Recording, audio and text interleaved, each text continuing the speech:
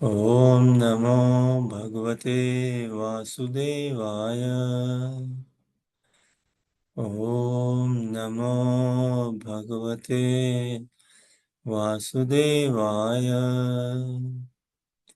ॐ नमो भगवते वासुदेवाय।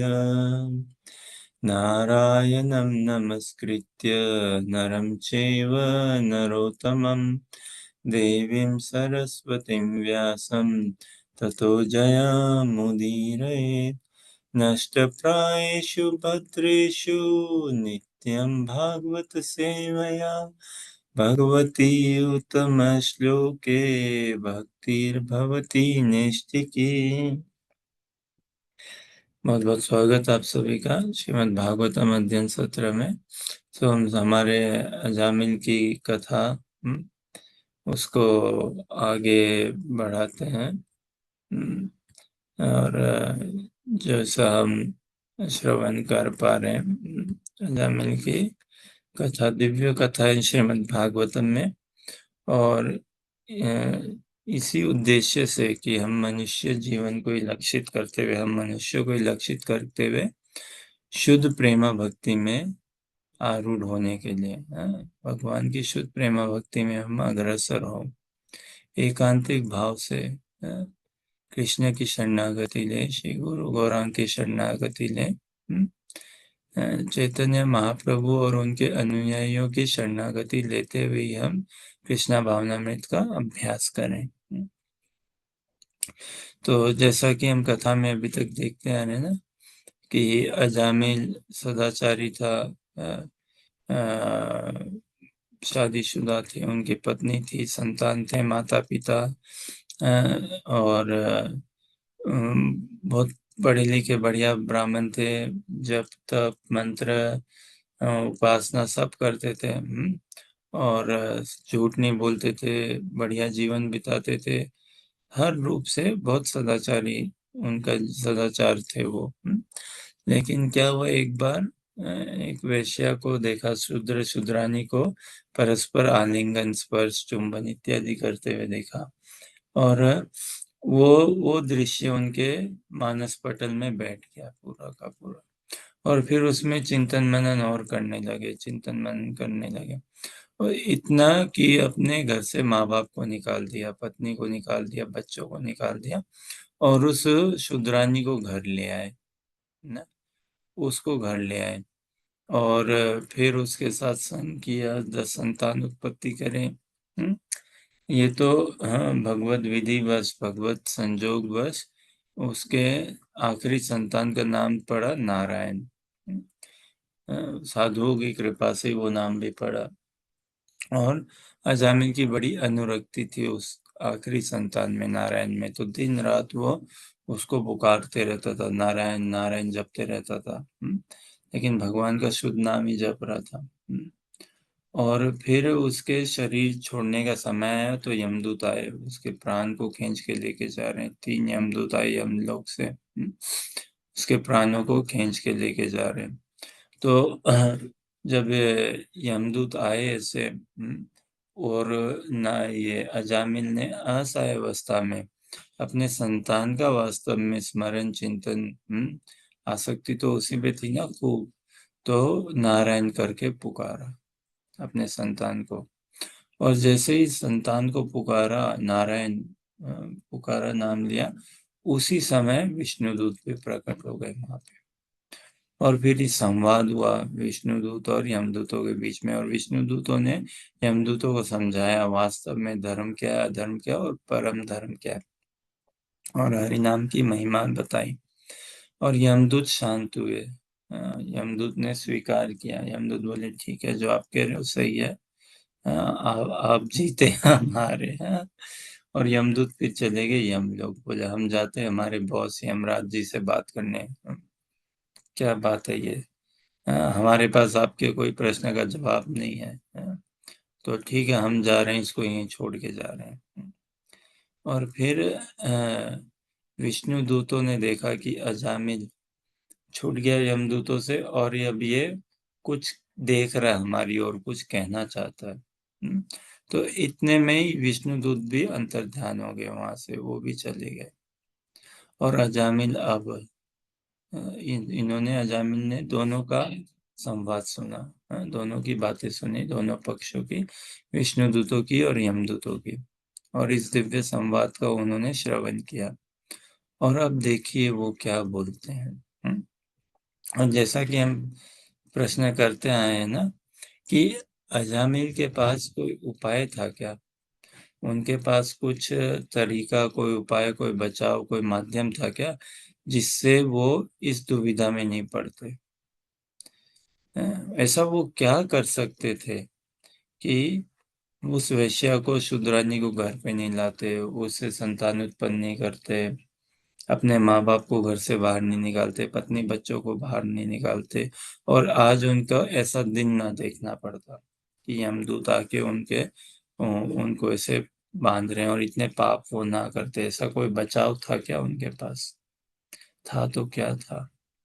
हम्म, और हम, है ना, हम जैसे अजामिल भक्ति से च्युत हो गए ना, और जितना भी उनको समय लगा, हमें भक्ति से च्युत होने में कितना समय लगेगा?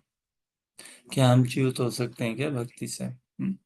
या हम में इतना आश्वासन है, हम में इतना हम्म, मनोबल है हमारा, क्या, कि हम इस जन्म में तो कम से कम आखिरी सांस तक भजन करते रहेंगे, साधु संग करेंगे, वैष्णवों की सेवा करेंगे, है ना, नाम जप करेंगे, हाँ, और गुरु पादाश्रित होने के लिए आगे बढ़ेंगे, हाँ, गुरु पादाश्रित भी होंगे और फिर और सेवा में जुड़ेंगे। तो इतना हमें उत्साह, उमंग, निश्चय, दृढ़ता, संकल्प ऐसा है क्या हमारा? हमें कितना समय लग जाएगा भक्ति से च्युत होने में, और शुद्ध प्रेमी भक्त बनने में कितना समय लग जाएगा? क्या हम इसी जन्म में बन सकते हैं क्या भगवान के शुद्ध प्रेमी भक्त? तो इन प्रश्नों को हम हमारे अध्ययन में समक्ष ही रखें एकदम, इन पे चिंतन मनन करें, इन पे ध्यान करें, है ना। कथा केवल ऐसे नहीं है तोते की तरह पट पट पट कर करके रट लिया, पढ़ लिया और बस, हाँ, हाँ। होते ना भारत में कितने कथाकार, और हजारों लोग जाके भागवतम का कथा का श्रवण करते हैं। लेकिन क्या होता है, वो जो कथाकार है वो तो एक स्थान से दूसरे स्थान चले जाते हैं, चलते रहते हैं, लेकिन जो कथाकार, भले ही उनकी भगवत विद्या, भगवत बुद्धि बढ़ती जाए, भले ही हो सकता है कि उनके भगवत भक्ति फलीभूत हो रही हो, लेकिन जो श्रोतागण है, उनमें अधिकतरों में नहीं देखा जाता कि कोई हृदय का परिवर्तन हुआ है, कोई जीवन का परिवर्तन हुआ है। उनमें तो वैसा ही कि कथा कराने भी एक सोसाइटल सेटअप कल्चर के अंतर्गत ना, है, कि भाई कितने रुपए चाहिए कथा कराने के लिए, अच्छा इतना चाहिए, इतना का खर्चा है, ऐसे बोलते ना, कितने का खर्चा पड़ेगा, या कितने की सेवा, इतने की सेवा होगी, 1 लाख, 2 लाख, 5 लाख, 10 लाख, 20 लाख, है ना, ऐसे अलग अलग पैकेज या क्या, और फिर प्रसादम होगा, ऐसा पंडाल होगा, ये होगा, सब कुछ हिसाब से, और हमारे व्यापार के लोग आएंगे, घर परिवार के लोग आएंगे, ऐसे अच्छी बात है, करानी चाहिए। भगवान का ही भगवान का नाम जप और महिमा की गुणगान तो सर्वत्र होनी चाहिए, हमेशा होनी चाहिए। लेकिन ज्यादा लाभदायक क्या होगा कि हम कथा का पूर्ण लाभ ले सकें, हम उसकी, उनकी शिक्षाओं से लाभान्वित कर सकें स्वयं को। तो अनेकों ऐसे शिक्षाएं, अनेकों ऐसे उपदेश है जिनको हमें धारण करना चाहिए अपने जीवन में। उनको धारण करेंगे तभी हम कृष्ण प्रेम की ओर बढ़ेंगे। तो इसी आशा अभिलाषा के साथ हम हमारे अजामिल के अध्ययन सत्र को आगे बढ़ाते हैं, है ना। छठा स्कंद, दूसरा अध्याय, श्लोक संख्या 26 से आज देखेंगे। लेकिन जैसा जो प्रश्न किए ना कि अजामिल के पास कोई बचाव था क्या, था तो क्या था, और हम भक्ति से च्युत हो सकते हैं क्या, हो सकते हैं तो कितने जल्दी हो जाएंगे, या हम भक्ति करते रहेंगे क्या, कम से कम इस जन्म में तो, और किस हद तक हम लक्ष्य कर रहे हैं भक्ति में, कहाँ तक? केवल भक्ति करना है, गुरु पादाश्रित होके करना, कहाँ तक? शुद्ध प्रेमी भक्त बनना, क्या हमारा लक्ष्य है ना? हमें कितना समय लगेगा च्युत होने के लिए, हमें कितना समय लगेगा शुद्ध प्रेमी भक्त बनने के लिए? तो इन पे थोड़ा सा चिंतन मनन करें और कृपा करके हमें लाभान्वित करें इन प्रश्नोत्तरी से। और अभी के लिए हम कथा को आगे बढ़ाते हैं। छठा स्कंद, दूसरा अध्याय, श्लोक संख्या 26 से देखेंगे हम। वैराग्य विद्या निज भक्ति योगा, शिक्षार्थमेक पुरुष पुराना, श्री कृष्ण चैतन्य शरीरधारी, कृपां बुद्धिर्यतमहं प्रपद्ये। मूकं करोति वाचालं पङ्गुं लङ्घयते गिरिं यत्कृपातमहं वन्दे श्रीगुरुदीनतारिणम्। वाञ्छाकल्पतरुभ्यश्च कृपा सिन्धुभ्यैव च पतितानां पावनेभ्यो वैष्णवेभ्यो नमो नमः। जय श्री कृष्ण चैतन्य प्रभु नित्यानंद श्री अद्वैत गदाधर शिवासादि गौर भक्तवृंद। हरे कृष्ण कृष्ण कृष्ण हरे हरे, हरे राम राम राम हरे हरे। तो श्लोक संख्या 26 से देखते हैं हम, और हम विनती करते हैं भक्तिन मानसी से, है ना, अनुवाद पढ़े।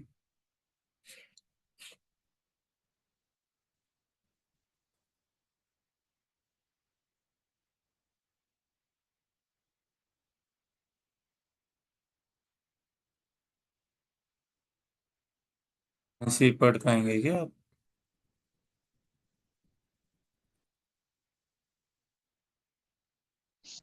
Ajamil said, "Alas, being a servant of my senses, how degraded I became. I fell down from my position as a duly qualified Brahmana and begot children in the womb of a prostitute."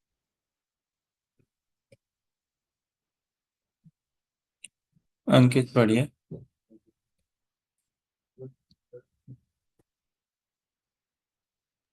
Alas, all the commendation upon me, I yet so sinful that I regret for my family, punishment, and regret I give up my respect and beautiful young wife to have mutual intercourses with a foreign soul polluted and exalted and take wine and accounted upon me.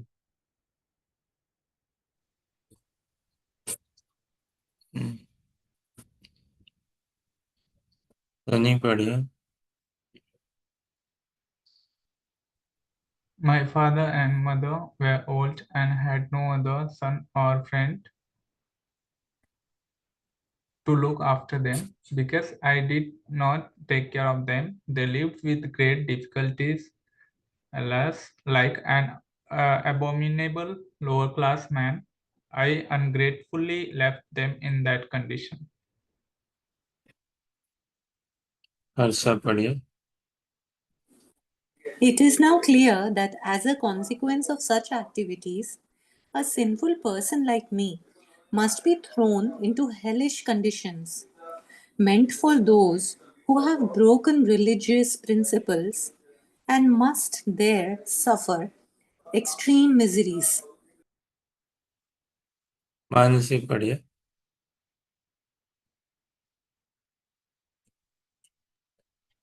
Was this a dream I saw, or was it reality?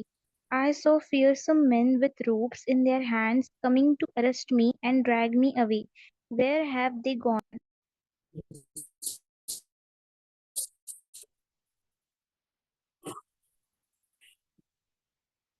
अंकित पढ़िए। And wherever those of poor liberty and a very beautiful person gone to release me from arrest and save me from villain of bracket from down to the hellish prisons. नहीं पढ़िए। I am certainly most abominable and unfortunate to have merged in an ocean of shameful activities. But nevertheless, because of my previous spiritual activities, I could see those four exalted personalities who came to rescue me. Now I feel exceedingly happy because of their visit. Harsha पढ़िए। Were it not for my past devotional service, how could I, a most unclean keeper of a prostitute, have gotten an opportunity to chant the holy name of the Vaikuntapati when I was just ready to die?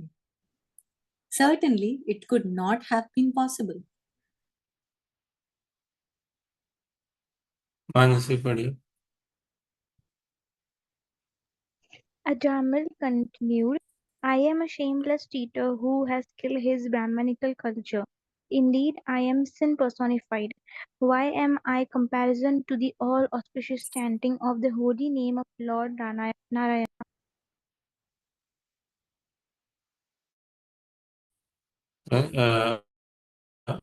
अंकित पढ़िए।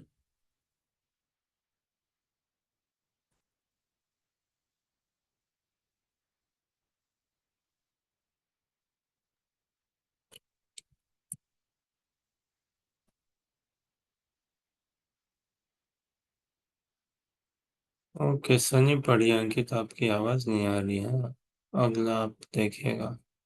Sunny I am पढ़िए। such a sinful person, but since I have now gotten this opportunity, I must completely control my mind, life, and senses and always engage in devotional service so that I may not fall again into the deep darkness and ignorance of material life. अंकित पढ़िए।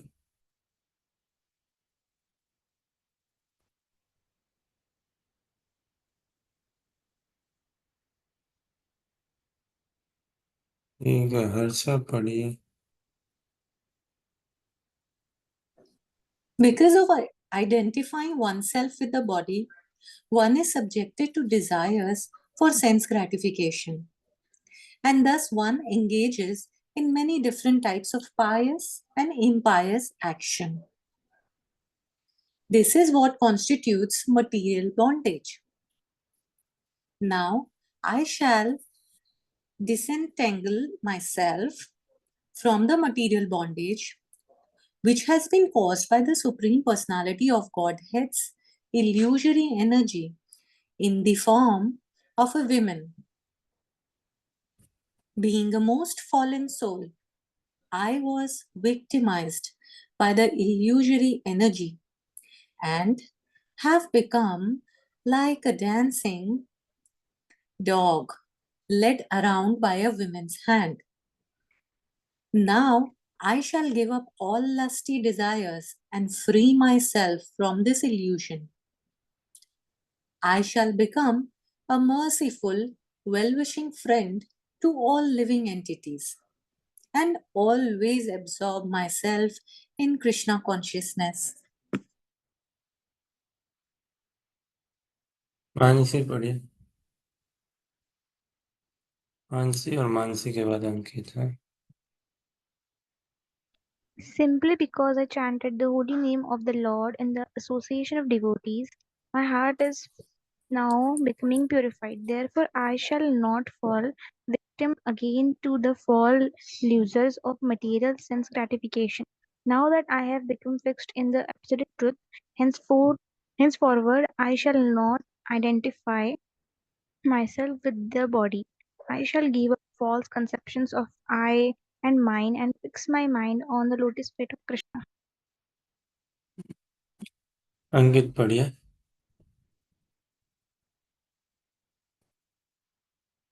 Because of moment of association with devotee, the Vishnu Vida, Atman later became form a material of company of the life of determination, such the faith from all the material affections. He immediately starts to our hard work.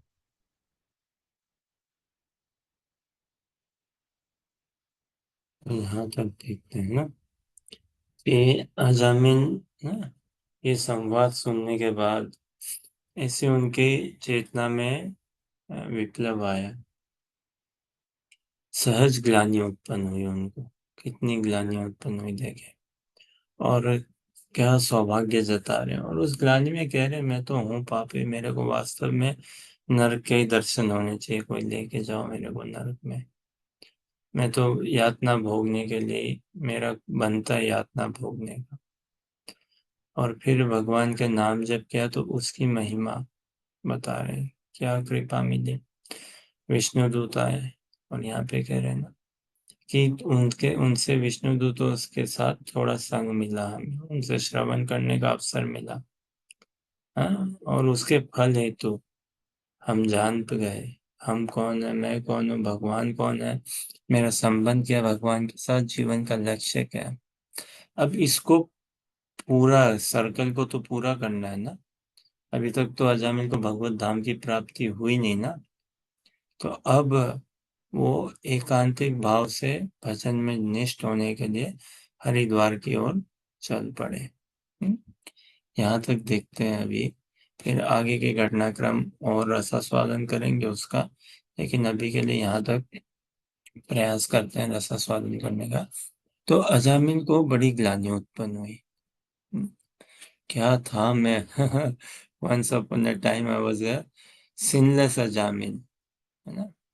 एक बार की बात है कि मैं पुण्यवान था, पुण्य जीव था, अजामिल। लोग मेरा एग्जाम्पल लेते थे कि ये वो अजामिल है ना, ऐसा कितना अच्छा आदमी है, माँ बाप का ध्यान रखता है, पत्नी का ध्यान रखता है, बच्चों का ध्यान रखता है, कितना संस्कारी है हर तरह से। और फिर क्या हुआ कि मैं गौदास बन गया, है ना। गौ मतलब हमारी इंद्रियां, और दास मतलब उनकी सेवा करना। तो इंद्रियों की सेवा में मैं रच बच गया, अपनी इंद्रियों को ही पुष्ट करने में, ठीक है ना। कितना मैं पतित हो गया, अपने कर्तव्य से कितना भारी च्युत हुआ मैं, कितना भारी डिस्ट्रैक्शन दिया। तो इसीलिए प्रैक्टिकल कृष्णा भावनामृत अभ्यास के लिए ना बहुत बहुत जरूरी है, बहुत प्रैक्टिकल है। ब्रह्मचारी और जो मंदिर से जाते हैं ग्रंथ बांटने, हरिनाम या कोई प्रोग्राम करने, अकेले नहीं जाना चाहिए। नहीं जाते हैं साधु वो लोग ना। ये इस्कॉन की बात नहीं है इसे, ये तो केवल वैष्णव समाज की बात नहीं है, इन जनरल साधुगण जो होते हैं ना, चाहे क्रिश्चियन मुसलमान जो भी हो धर्म के प्रचारक, वो हम देखते हैं उनको, वो अकेले नहीं जाते हैं, उनके संग में कोई उनके संगी एक मित्र होते हैं, है ना, डिवोटी फ्रेंड होते हैं साथ में। सन्यासियों की बात अलग है, उनका तो उनका जो व्रत है, सन्यासियों को ऐसा नहीं है। सन्यासी अपने आप में एक, वास्तव में कहे ना तो सन्यासी अपने आप में एक इंस्टीट्यूशन है, अपने आप में वो इंडिपेंडेंट है ना। सन्यासी इंडिपेंडेंट से कहने का मतलब ये नहीं कि वो समाज से ऊपर है, क्या अपनी चेतना से वो समाज से ऊपर उठ चुके हैं। और ऐसा नहीं कि वो उनके कोई मार्गदर्शन नहीं है, भगवान है ना उनके भी मार्गदर्शन, और फिर कौन, शास्त्र है, और कौन, उनके गुरुदेव, है ना, ऐसे। लेकिन सन्यास आश्रम सन्यासी हमें अल्टीमेट रोल मॉडल होते हैं हमारे जीवन में। वो हमें प्रेरित करते हैं कि देखो भाई कैसे अनासक्त होके जिया जाए। जो भी शास्त्रों में शिक्षाएं हैं उनको कैसे उतारें, तो उसके लिए कोई आदर्श चाहिए ना, तो वो सन्यासी हम देख सकते हैं। सन्यासी ऐसे होते हैं, हाँ, जो निष्कपट, कोई कपट नहीं रहता, निष्काम भाव से केवल भगवत सेवा भगवत प्रीति में, बिना कोई मोह, संसारी मोह, नाम प्रतिष्ठा मान लोभ, काम क्रोध से उनका हो गया, उठ चुके हैं वो संसार के द्वंद्वों से, ऐसा उनका व्यवहार रहता है। तो अजामिल तो खैर संन्यास आश्रम में नहीं थे, गृहस्थ आश्रम में ही थे, लेकिन कितना बड़ा भटकाव हुआ उनकी चेतना में, कितने बड़े भटक गए, कितना बड़ा च्यूत गए वो अपने भजन में से, अपनी साधना में से। उन्होंने खुद स्वीकार किया ना ये ग्लानि कि मेरी बढ़िया धर्मपत्नी थी, संतान थे, माता पिता थे, इन सबको मैंने छोड़ दिया। कितना पाप किया। और कभी मैं शराब नहीं पीता था, जुआ सट्टा ये सब कभी नहीं करता था, और सब कुछ चालू कर दिया, सब कुछ। हाय धिक्कार हो मेरे पे, धिक्कार। देखिए ऐसी ग्लानि धृतराष्ट्र को भी आती थी, नहीं क्या? हम देखते हैं ना महाभारत में आती थी ना। श्रीमद् भागवतम में भी वर्णन है प्रथम स्कंद में। तो एक प्रश्न है, अंकित, सनी, हर्षा, मानसी, आप सब बताइए। और कि धृतराष्ट्र को हम देखते हैं ना महाभारत में, उनको ग्लानि उत्पन्न होती थी, लेकिन वो ग्लानि उत्पन्न होके भी वो क्यों फिर अपने आप को बदल नहीं पाते? और समाज में भी देखो, अपने घर परिवार में देखें, या अगर हम स्वयं को ही देख लें ना, सबसे पहला ठेका तो हमारा हमको ही बनता है ना। हमें अपने आप को ही सबसे पहले देखना चाहिए, औरों को बाद में हम देखें, अपने माँ बाप, भाई बहन कि क्या भजन करते हैं, नहीं करते हैं इत्यादि। खुद को ही पहले हम नाप लें, देख लें थोड़ा। तो खुद को भी देखें, तो हम में भी कभी ऐसी ग्लानि उत्पन्न होती है क्या? हाँ? और फिर ग्लानि उत्पन्न होती है तो कितनी देर तक होती है, और फिर क्या उसका निवारण, क्या समाधान होता है? अल्टीमेटली उसका क्या फल बनता है? क्या हम शुद्ध हो जाते हैं क्या फिर? और जो हम चाहना चाहते हैं वैसा हम कर पाते हैं क्या, करते हैं क्या? तो क्या कहोगे? धृतराष्ट्र को भी ग्लानि उत्पन्न होती थी, लेकिन फिर भी उनके चरित्र में कोई परिवर्तन नहीं दिखा, उनके हृदय में कोई परिवर्तन नहीं दिखा, उनके व्यवहार में कोई परिवर्तन नहीं दिखा। ऐसा क्यों? ऐसा मानसी, सनी, अंकित।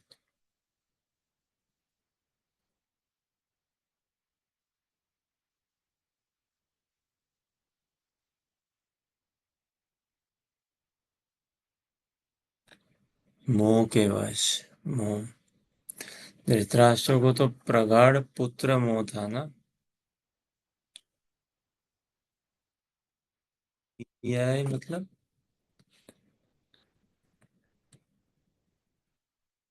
राष्ट्र को,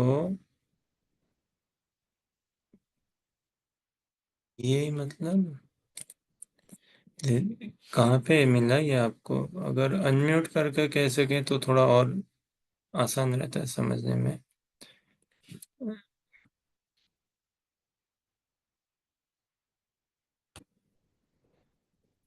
कभी भी अनम्यूट कर सकते हैं, इसमें क्या है? हरे कृष्ण प्रभु जी। प्रभु जी वो ज्ञानी का मतलब पूछना था। आपने चित्ता को ज्ञानी जी मतलब उसका मीनिंग समझा नहीं।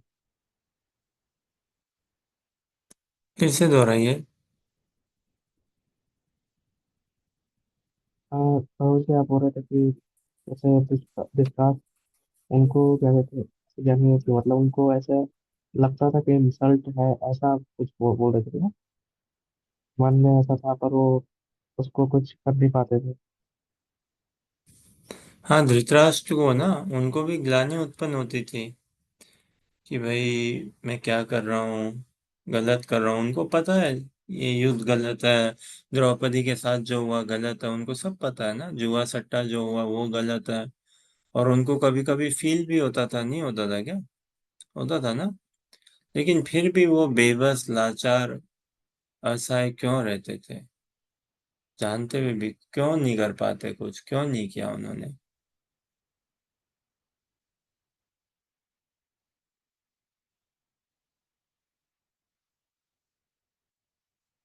यही कह रहे थे क्या अंकित, तुम भी?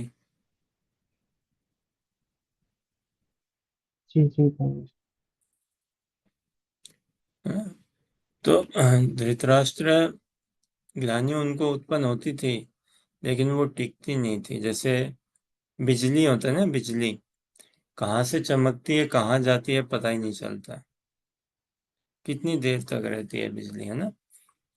तो ऐसा ही धृतराष्ट्र को ऐसी स्फूर्ति होती थी उनको। स्फूर्ति भी, इससे भी ज्यादा उनको वास्तव में ऐसा बोध होता था कि जो द्रौपदी के साथ हो रहा है गलत हो रहा है भाई, उस सभा में। और जो पांडवों के साथ इस सभा में हो रहा है, इनको हम बुला रहे हैं जुआ सट्टा ये सब करने, खराब बात है, ये गलत है, नहीं करना चाहिए हमेशा। उसको पता है कि युधिष्ठिर वास्तव में राजा बनना चाहिए, धृतराष्ट्र को सब पता है कि युद्ध नहीं होना चाहिए, लेकिन फिर भी बेबस लाचार। क्यों? दो कारण इसके। सबसे क्या, एक तो पुत्र मोह में इतने फंसे हुए हैं, अहमता और ममता। क्या मैं राजा बन के रहना चाहता हूँ, मैं राजा हूँ, मैं राजा हूँ, मेरे को राज करना है, मेरे को राजा की पदवी चाहिए। संसार समाज मेरे को पुकारे कि ये है राजा धृतराष्ट्र, राजा राजा राजा, तो वो राजा की कुर्सी, ये अहमता उनका पूरा, मैं राजा बनूं, मैं राजा बन के रहूं, मैं राजा हूँ। और दूसरे क्या, ममता, किस पे? अपने संतान पे, विशेष करके दुर्योधन पे। मेरा बेटा, मेरा बेटा। घर परिवार में भी हम देखते हैं ना, कई माँ बाप, उनके बच्चे इतने शरारती होते हैं, लेकिन माँ बाप को दिखता ही नहीं है कि हमारे बच्चे थोड़े शरारती हैं, कुछ नहीं दिखता उनको, भले कितना ही आतंक मचा दे, है ना। अब कई बार हम देखते हैं ना घर परिवार में, ऐसे बच्चे हैं, खुद के घर में रहेंगे इतना आतंक नहीं मचाएंगे, या मचाए भी आतंक तो उनके माँ बाप उनको डांट देंगे। लेकिन रिश्तेदारों के घर पे जाके फिर आतंक मचाए, माँ बाप को कुछ दिखता ही नहीं। कभी कभी ऐसा देखने में आता है। तो धृतराष्ट्र को दुर्योधन में कोई दोष दिखता ही नहीं, दिखता भी तो भी उसके से, बेटा ऐसा क्यों करता है, मत करना। नहीं पिताजी मैं करूंगा, चलो ठीक है, ठीक है, ठीक है बेटा, कोई बात नहीं, कर लो फिर। इतना ही, कितने लाचार, कितने बेबस। तो ये पुत्र मोह में भयंकर आसक्त वो धृतराष्ट्र है। क्या स्थिति उनकी दयनीय। और दूसरा कारण क्या है इसका, संग नहीं किया ना। कितने गए हुए से उनके पास धृतराष्ट्र को विवेक देने, कौन? भीष्म पितामह कितना विवेक देते थे उनको। उनकी पत्नी गांधारी कितना समझाती थी। संजय उनके मित्र भी थे, उनके सेवक भी थे, उनके मित्र भी थे, सेक्रेटरी भी थे, मिनिस्टर भी थे, सेवक भी थे और मित्र भी थे। वो भी उनको बहुत बढ़िया काउंसिल देते थे, हैं, कि राजा जी ये ठीक नहीं है, ये ठीक नहीं है, ये ठीक नहीं है। और उत्साह बढ़ाते थे, प्रोत्साहन करते थे, एनकरेज करते थे कि कृष्ण के सुख के अनुसार ही जीवन बिताए, उस दिशा में। फिर विदुर जी उनको कितनी शिक्षा देते थे। भगवान कृष्ण स्वयं गए ना उनके पास, रिक्वेस्ट करते करने के लिए कि भाई सुलह कर लो, इनको 5 गांव दे दो, इतना दिला दो बस। तो भी टस से मस नहीं, ऐसी ऐसा अज्ञान की मूर्तिमान धृतराष्ट्र, मोह की। तो उनको ग्लानि उत्पन्न हुई, लेकिन कुछ परिवर्तन नहीं हुआ हृदय का। यहाँ पे अजामिल को भी ग्लानि उत्पन्न हुई है, बहुत ग्लानि उत्पन्न हुई है, रो रहे हैं ना फुट फुट के। मेरे माता पिता बुजुर्ग, मैंने उनको घर से निकाल दिया, कोई उनका देखभाल करने वाला नहीं है, पता नहीं कैसे होंगे, होंगे कि भी नहीं होंगे, कब उन्होंने शरीर छोड़ा, किस हाल में छोड़ा, कैसे क्या उनकी अंतिम क्रिया हुई होगी, फिर मेरी पत्नी, बच्चे मेरे कहाँ हैं। तो ऐसा करके उनको बहुत ग्लानि उत्पन्न हुई। धृतराष्ट्र को ऐसा कोई हमने देखा नहीं, कोई ग्लानि उत्पन्न होती थी, लेकिन फिर वही है, बिजली की तरह कहाँ से आई कहाँ निकल गई पता ही नहीं चलता। तो असुरों का ऐसा ही होता वास्तव में, जो आसुरिक मेंटली होते हैं ना। कंस को भी देखो, उसको भी बीच बीच में जो झटके लगते थे, अरे ये गलत है, देवकी तो मेरी बहन है, ऐसा मैं क्यों कर रहा हूँ अपनी बहन के साथ। वसुदेव तो मेरा बहनोई है, कितना बढ़िया है, इतना सज्जन है, इतना सज्जन, ऑनेस्ट एकदम। छोड़ दे भाई, घर परिवार की बात है, कोई नहीं।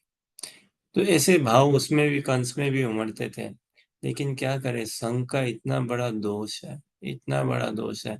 कंस तो राक्षसों का ही संग करता था ना, दानवों का, असुरों का, उन्हीं के संग में रहता था। तो कोई विवेक उत्पन्न भी होता तो भी उस संग में फिर उसकी मति भ्रष्ट हो जाती थी और साधु संग करता नहीं था, है ना।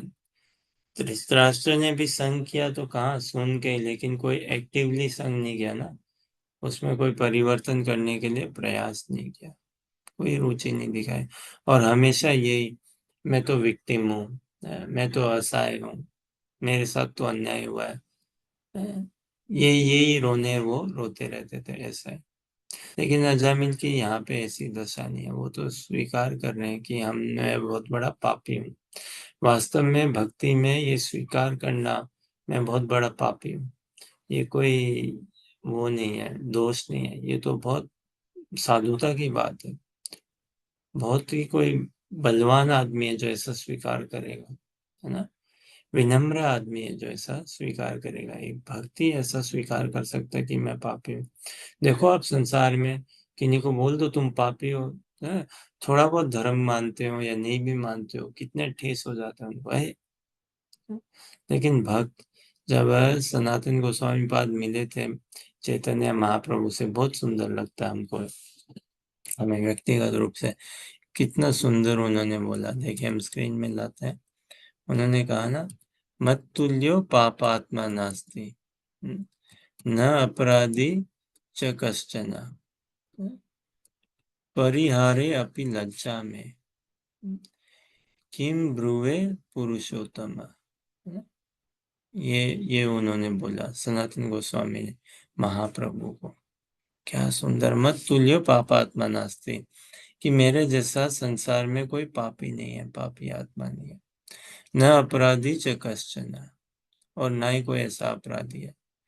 परिहारे अपि लज्जा में, शर्म आ जाती है अगर हम थोड़ा भी सोचे, चिंतन मनन करें ना, शर्म से डूब जाता हूं मैं। परिहारे अपि लज्जा में, किम ब्रुवे पुरुषोत्तम, किस मुंह से मैं आपको व्यक्त करूं, मैं नहीं व्यक्त कर सकता। कौन कह रहे हैं? ये सनातन गोस्वामी पाद महाप्रभु को। तो भक्ति मानसी आप पढ़िए अनुवाद।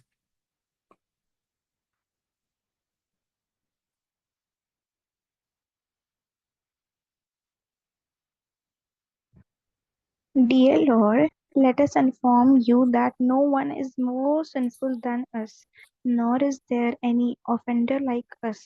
Even if we wanted to mention our sinful activities, we would immediately become ashamed, and what to speak of giving them up. तो कैसे पता चले कि हम भक्ति में बढ़ रहे हैं, भक्ति सही से कर रहे हैं, है ना?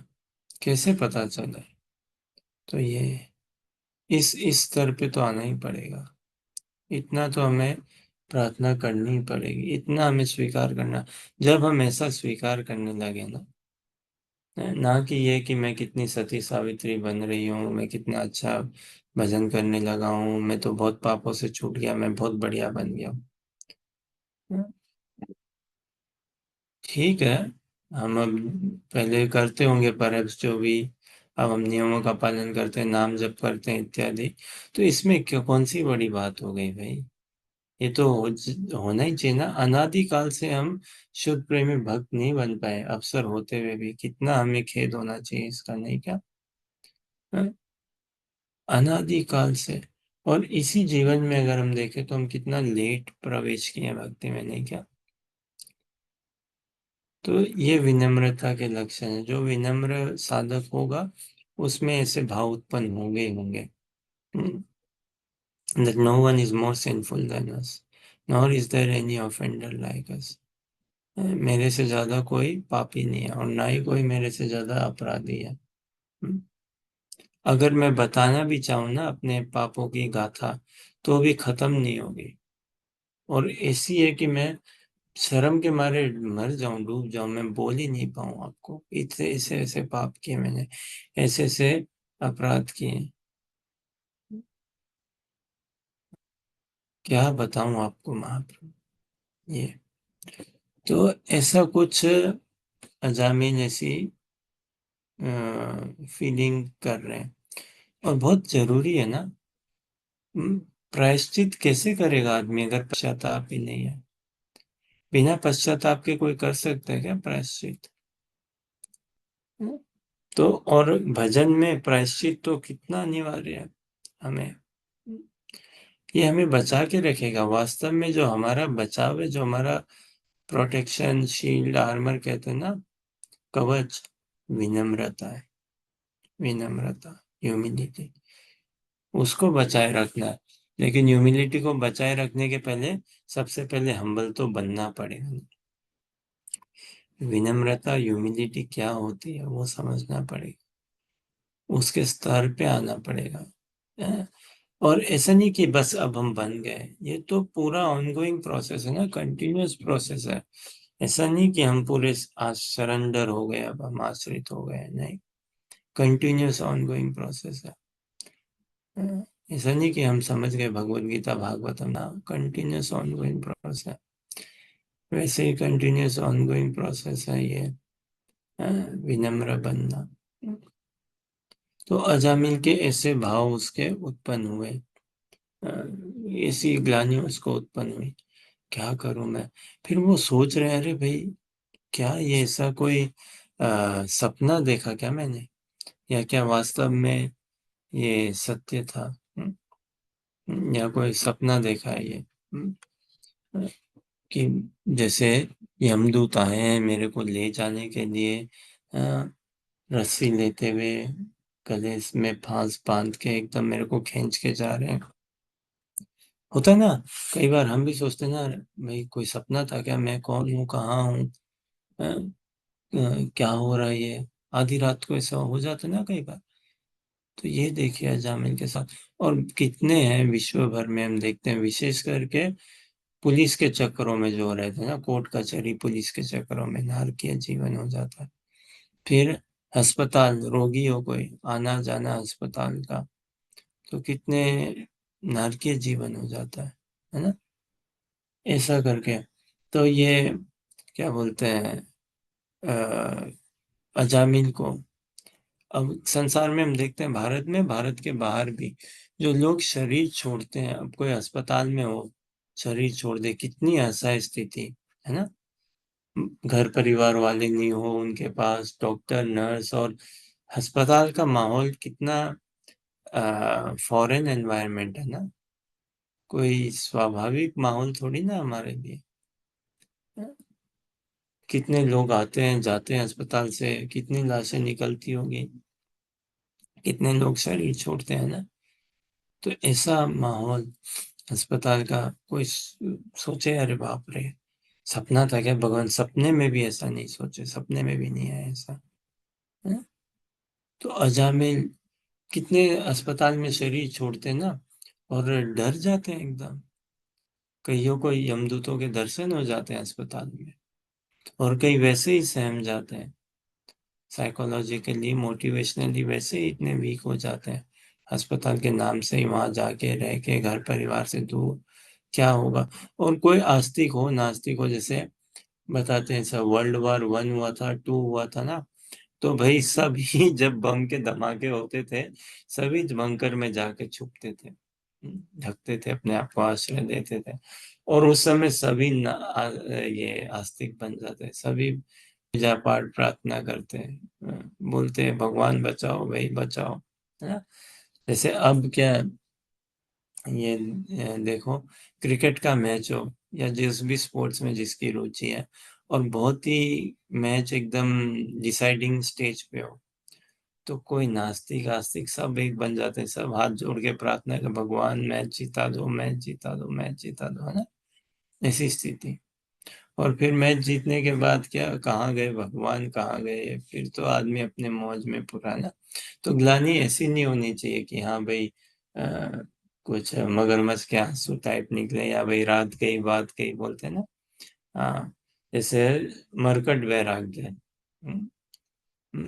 निगम बोध घाट में जाते हैं ना, शमशान घाट में, तो बड़ा स्वाभाविक है। संसार में हम देखते हैं, जिन लोगों को जाने का अवसर पड़ता है, अवसर तो क्या, जिनको जाना पड़ता है ऐसा, तो सहज, भले ही कोई आस्तिक हो या नास्तिक हो, वैराग उत्पन्न होता है ना, उनको लगता है अरे भाई,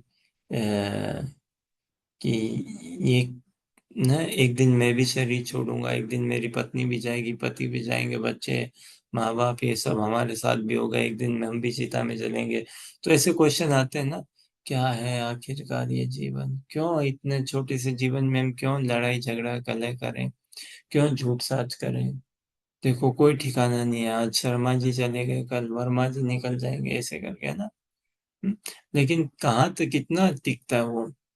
आप निकलो शमशान घाट से, 2 घंटे हुए नहीं कि बस वही घोड़ा वही मैदान, है कि नहीं। तो सत्संग के अभाव में, सत्संग के अभाव में, तो जो हमें जो ग्लानि उत्पन्न हो ना भक्ति में आके, वास्तव में जितनी जल्दी उत्पन्न हो उतना अच्छा है, और जितना गहरा उत्पन्न हो उतना बढ़िया। खूब गहरा ग्लानि उत्पन्न होनी चाहिए, नहीं? खूब। और फिर हमें जब ग्लानि उत्पन्न हो भक्ति में आके, है, तो उसमें फिर क्या, अच्छे साधु संग में रह के हमें वास्तव में यू टर्न लेना चाहिए। जैसे अभी अजामिन ने यू टर्न दिया ना, इन्होंने देखिए पहले तो नाम अपराध करके ही नाम लेते थे, नारायण नारायण बोलते थे, और फिर अपराध भी करते थे। फिर लेकिन जब यमदूत आए तो जो नाम पुकारा वो असहाय अवस्था में पूरा नाम पुकारा, है ना, एकदम मृत असहाय अवस्था में।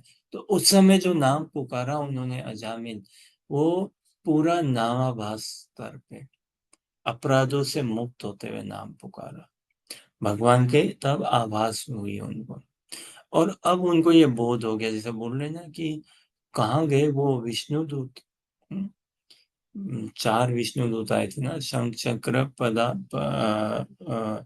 पद्म और भगवान गदा, है ना, 4 हाथों में धारण करते ना, और 4 विष्णु दूत आए थे ऐसे उनको बचाने के लिए अजामिन को, है ना। तो ये चिंतन कर रहे हैं कि कहाँ गए वो, कहाँ गए, वो विष्णु दूत कहाँ गए।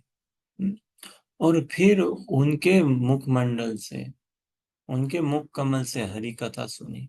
ये दिव्य श्रीमद् भागवतम का दिव्य ये संदेश श्रवण किया। कितना रोमांच, कितना उत्साह उत्पन्न हुआ उनको, कितनी नई उमंग ऊर्जा आई, कितने खुश हुए कि वाह देखो कितने कृपालु है। फिर उन्होंने देखा कि वास्तव में धर्म ही काम आया है मेरे, है ना, धर्म ही काम आता है। ये जो मैंने पहले थोड़ा बहुत धर्म किया था, तब जाके मैंने नारायण नाम पुकारा और भगवान की कृपा उजागर हुई, पूर्व स्मृति मेरी जगी। हाँ, भगवान का नाम लिया तो साधु संग मिला, भक्त आ गए, ये विष्णु दूत आए, और ये संवाद समझने को मिला। तो उन्होंने ये समझा कि भाई धर्म ही जीवन में जो काम आएगा, और जब हम धर्म कहें तो परम धर्म, है ना, हरि नाम ही है वास्तव में जो हमें तारेगा, हरि नाम ही हमारे जीवन में काम आएगा। बिना हरि नाम के कोई जीवन नहीं है। एकदम पुतले का जीवन है वो, एकदम मृत जीवन, एकदम भूतिया जीवन है बिना भजन के। तो एकदम भूतिया जीवन है, पागलमय जीवन है एकदम से। तो ऐसा अजामिन ने ये उनको हुआ, अ, कि भगवान की क्या कृपा है कि मेरे को, नहीं तो नर्क के द्वार खुले थे मेरे पूरे के पूरे, पूरे के पूरे सहज गाजा बाजा से मेरे को लेके जाते, नर्क में आए थे वो गाजा बाजा से लेके जाने के लिए। लेकिन कहाँ मैं पतित जीव, कहाँ हरि नाम, दिव्य नाम भगवान का तार दिया मेरे को पूरा। तो अजामिल को इतनी ग्लानि उत्पन्न हुई, साथ ही साथ कितना स्नेह, कितना उत्साह, उमंग, कितनी आशा, और कितनी कृतज्ञता, ग्रेटिट्यूड, कितना कृतज्ञता उत्पन्न हुआ भगवान के नाम के प्रति, भगवान के भक्त के प्रति, श्रीमद् भागवतम के इस संदेश के प्रति। तब उन्होंने निश्चय किया, तब उन्होंने निर्णय लिया, कि भले ही मैं कितना ही पापी हूँ, लेकिन ये भगवान की योजना के अंतर्गत भगवान ने कितनी व्यवस्था करी है, क्या कृपा करी है मेरे ऊपर। तो ये व्यवस्था करी है ना भगवान ने कि मेरे को सत्संग दिया, मेरे को हरि नाम दिया। अब मैं अपना मन बुद्धि सब कुछ भगवान के दर्शन, उनकी सेवा में लगाऊं। हाँ? कहाँ पे है वो विष्णु दूत, उनको ढूंढूं मैं। हाँ? अब मैं ऐसा जपा करूं कि विष्णु दूतों के उनके पुण्य मेरे को दर्शन मिले। अब मैं समझ गया हूँ मैं कौन हूँ, मैं किसका हूँ, जीवन का क्या लक्ष्य है, और ये सुनहरा अवसर है मेरे पास। बोलते ना, जब जागे तभी सवेरा। तो अजामिल कह रहे अब मैं जग चुका हूँ, अब मैं पीछे नहीं हटूंगा। अब नहीं पीछे हटना है मेरे को, अब बढ़ते ही चले जाना है। ये जो कृपा मेरे जीवन में आई है, इसका कैसे अनुमोदन ना करूं। तो अब इस कृपा की धारा में आगे आगे बढ़ते ही जाऊं, बढ़ते ही जाऊं, बढ़ते ही जाऊं। मैंने अपने देहात्म बुद्धि में रहते हुए खुद को मैं ब्राह्मण समझ गया। हाँ, खुद को मैं पुरुष, ये सब सब मनो काल्पनिक धर्म मैंने बना लिए। लेकिन वास्तव में न मैं कोई नहीं हूँ, ना मैं ब्राह्मण हूँ, ना क्षत्रिय, ना वैश्य, ना शूद्र, ना मैं गृहस्थ, ना ब्रह्मचारी, ना वानप्रस्थ, ना सन्यासी। मैं तो भगवान के दासों का दास बनने की अभिप्रिया करता हूँ। यही मेरी पहचान है, और इसी पहचान से मैं अब जीना चाहता हूँ, है ना। फिर भगवान की बहिरंगा शक्ति नहीं, भगवान की अंतरंगा शक्ति के आश्रय लूंगा मैं। बहुत हो गया। अपने लोभ, काम, क्रोध, लोभ, मोह, मद, मात्सर्य को पुष्ट करते करते मैं तो इनका एकदम सेवक दास बन गया, एकदम बिका हुआ, बेच दिया अपने आप को। लेकिन फिर भी हमेशा एक प्लान भी है, एक यू टर्न, एक अवसर है। तो अब ये वो प्लान भी ऐसा वास्तव में लेना चाहते हैं, ऐसा यू टर्न अवसर पूरा का पूरा। इनफ इज इनफ, तो ऐसे हमारे भी साधना क्रम में आना चाहिए। बहुत हुआ, अब बस भक्ति में आगे ही बढ़ते जाना, बढ़ते जाना, बढ़ते जाना, और घबराने की बात नहीं है। हम अच्छे संग में रहेंगे ना, वैष्णवों के संग में, तो हम नाम जप करेंगे। प्रलोभन आएंगे, टेम्पटेशन और परीक्षाएं भी आएंगी, टेस्ट भी आएंगे, लेकिन भगवान उतना ही प्रलोभन, उतना ही और परीक्षा लेंगे जिसको हम पार कर सकें। भगवान ऐसा कोई हमसे परीक्षा नहीं लेंगे जो हम पार ना कर सकें। उतना ही जितना हम सह सकें। तो इसीलिए अर्जुन से भी और सभी के जीवन में आया ना। लेकिन जिन्होंने भगवान का आश्रय लिया, भगवान के नाम का आश्रय लिया, हरि नाम का आश्रय लिया, भक्तों का आश्रय लिया, है ना, तो वो सभी सहजता से उन परीक्षाओं को पार कर गए, पार कर पाए। तो ये अजामिन ने ऐसा दृढ़ निश्चय बनाया कि अब मैं अहम ममेती से छूटूंगा, मैं और मेरा, इस संसारी स्तर पे, और अपने आप को शुद्ध दिव्य अहम ममेती में प्रकाश पर प्रतिष्ठित करूंगा। क्या दिव्य अहम ममेती? मैं भगवान का हूँ, भगवान मेरे हैं, भगवान के भक्तगण मेरे, मैं उनका हूँ। इस भाव में अब अपने आप को मैं प्रतिष्ठित करूंगा। तो इस उद्देश्य से, है ना, वो अग्रसर हुए। कहाँ? हरिद्वार। हरिद्वार जाने के लिए, गंगा तट पे, गंगा किनारे, वहां पे, क्योंकि मेरे को विष्णु दूतों का संग मिला, वैष्णवों का संग मिला। हाँ, उनसे मैंने श्रवण किया, वो गुरु रूप में आए मेरे जीवन में, और हरिनाम ने मेरे को दीक्षित किया इन्होंने। अब मैं बस जाके, हाँ, हरिनाम जपूंगा। अब तो हरि नाम धुन लागी, है ना। अब मैं हरिद्वार में जाके आश्रम कुटिया में, किन्हीं आश्रम कुटिया में साधु संग करूंगा, हरि कथा श्रवण करूंगा और हरि नाम जप करूंगा, और अपने आप को मैं संसारी प्रपंचों से सबसे छुटाऊंगा, सबसे। अब नहीं भटकाऊंगा अपने आप को, पूर्ण रूप से मैं प्रयास करूंगा। और कोई साधक प्रयास करे तो भगवान उसके प्रयास का उसको फल देते हैं, है ना। भगवान उसको फिर ज्ञान विवेक सब देते हैं। भगवान कहते हैं ना भगवत गीता में, क्या? तेसाम सतत युक्ता नाम भजताम प्रीति पूर्वकम ददामि बुद्धि योगम तम ये न माम उपयांति ते।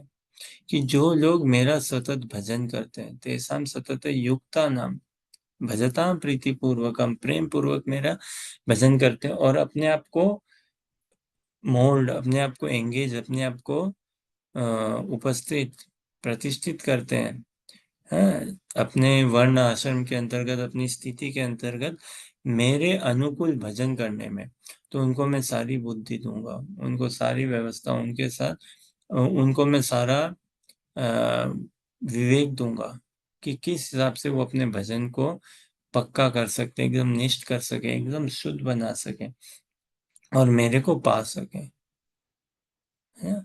तो इस निश्चय से अजामिल गए, अ, कहाँ गए? हरिद्वार। और उन्होंने अपने भजन को पक्का बनाने की आशा अभिलाषा से, एक निष्ठ भाव से फिर वो साधना क्रम में जुड़ पड़े। तो हमें भी कितनी प्रेरणा लेनी चाहिए ना। और क्या दिक्कत है? अरे भाई, अगर च्युत भी हो गए, भटकाव हो भी गया, तो भी ना ये भाव तो आया ना कि अब मैं भजन ही करूंगा। अजामिल इस भाव से गए ना, तो ये तो बहुत दिव्य भाव है, इसमें देरी नहीं करनी चाहिए। दिव्यता में देरी नहीं करनी चाहिए। अब ठीक है, अगर हमारा भगवत प्राप्ति इस जन्म में नहीं भी हो पाए, समझिए, तो उसमें कोई खोने को नहीं है ना। प्रयास करना चाहिए ना, प्रयास किया हमने, खूब प्रयास करना चाहिए। और फिर भगवान प्रयास का उसी हिसाब से वो भी करेंगे, रेसिप्रोकेट भी करेंगे हमारे प्रयास का, अवश्य। और हम तो इतने गोल्डन युग में, इतने गोल्डन एज में अभी, नहीं क्या? कलयुग तो इतना फैला नहीं अभी, है कि नहीं? महाप्रभु का युग मिल गया हमें, महाप्रभु के अनुयायी, उनके शिक्षा ग्रंथ हाथ में आ गए, मंदिर, दर्शन, सेवा, रथ यात्रा, क्या कुछ नहीं, भागवतम, श्रवण कीर्तन, है ना, प्रसादम, सब कुछ। तो अब क्यों पीछे हट करें? जैसा हम प्रश्न करते हैं, हम में से कोई भी एक कारण दे सकता है क्या कि इस कारण से मैं भक्ति नहीं कर सकता, या इस कारण से मेरी भक्ति थोड़ी डामाडोल है? बताइए, कोई एक जेन्युइन कारण, कोई एक जेन्युइन रीजन है? कोई एक जेन्युइन कारण है क्या हमारे पास कि इस कारण से मैं स्लो हूँ भक्ति में, इस कारण से मैं अपने आप को अच्छी तरह से भक्ति में ढाल नहीं पा रहा हूँ, मैं नहीं पाऊंगा? ऐसा कोई एक जेन्युइन कारण दे सकते हैं क्या? कारण एक भी नहीं होगा, बहाने अनेक होंगे, अनेक, है ना? तो ये हमारी हृदय की दुर्बलता, मन की दुर्बलता ही हमें बांधती है, रोकती है। इससे ऊपर उठे हम हरि नाम जप करते हुए, अच्छे साधु संग में रहते हुए।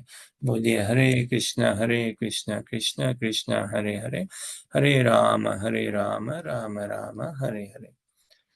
तो आज के हम अपने सत्संग को यहीं विराम देते हैं। कोई प्रश्न, जिज्ञासा, या आप लोग कुछ कहना चाहें या ऐड करना चाहें?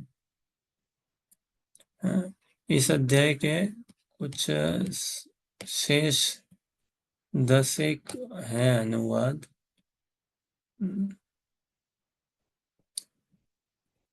आगामी सत्र में हम प्रयास करेंगे देखने का।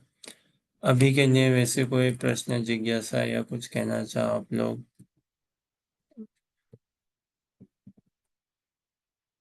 तो देखिए, हमारे हमारे व्यक्तिगत रूप में हमें क्या क्या है जो हमें रोक रहा है शुद्ध प्रेमी भक्ति में अग्रसर होने के लिए, है ना?